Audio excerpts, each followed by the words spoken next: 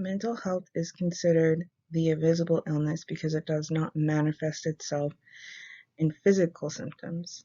It is stigmatized and it is not talked about enough.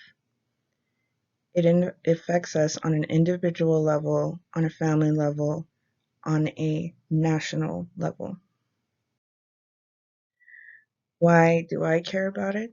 When I was 3, my mother had her first psychotic break, and it has been a constant thing in my life that has shaped the person of who I am today. This has made me more open to discussing mental illness, and I think everyone else should too, because 1 in 5 people in the US is affected by mental illness in one way or another. This means that 1 in 5 people you know, or possibly yourself, has suffered or is suffering from a mental illness, and it needs to be put on everyone's agenda. This matters because it affects every decision that you make, every aspect of your life, every relationship that you have.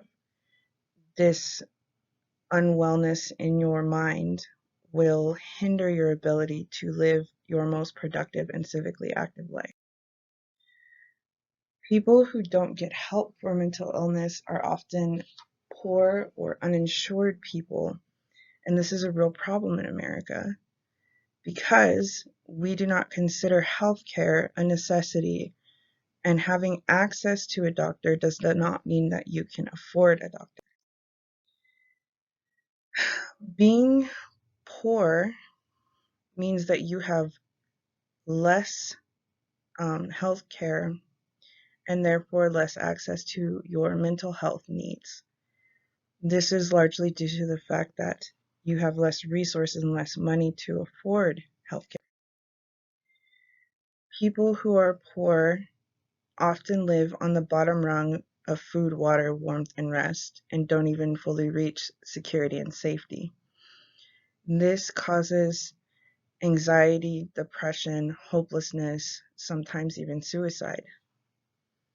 And this is why a majority of people living in poverty who suffer from mental illness often have high healthcare costs, decreased productivity, and poor general health, which can lead to cycles which include their children also being stuck in this form of poverty.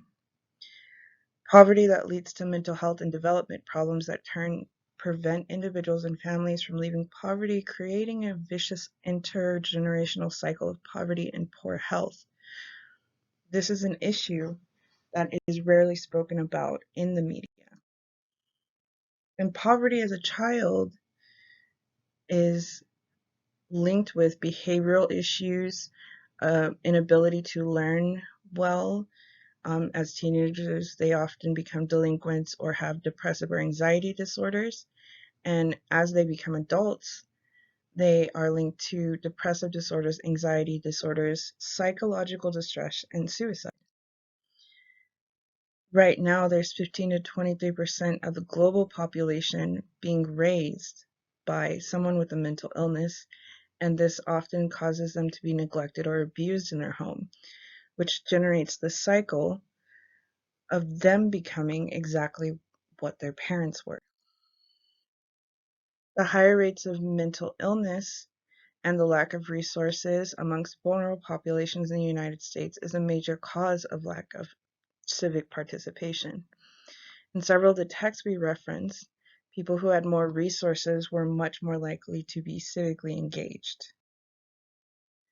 Our system favors those who vote and who are active civically because they vote the officials in who create policy. If vulnerable populations are not participating and not voting, they are not represented in their current government.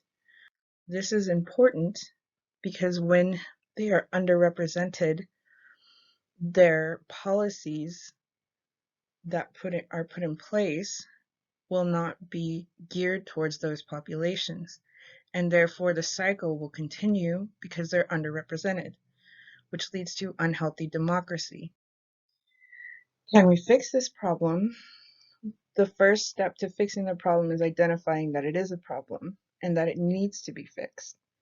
And this can't just be people who are directly affected by it. It has to be us as a nation who decides that this is a problem.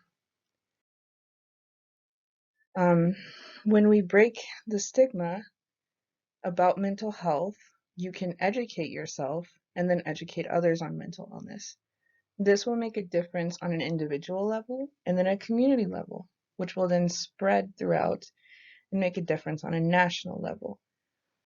Making this difference on a national level will remove the veil, destigmatize mental health, and create an environment for this issue to be resolved, therefore destroying the cycle and creating a more healthy and civically engaged poverty class.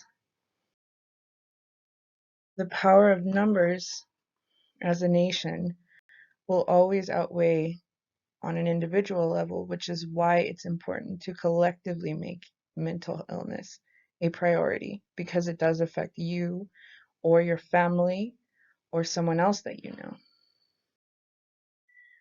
When you are deciding who to vote for, research them. Don't just vote for party lines. Know who's backing them, who's funding them, what they support, what they stand for, and what bills they want to get passed. This will enable you to make the proper voting decision, as I do.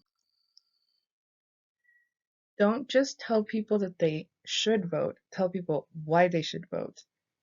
Help them understand why it's important to vote for representatives and what issues those representatives are representing. Find out ways to be civically engaged in your community and get involved with others so that you can be civically engaged in your community and help people who can't help themselves currently.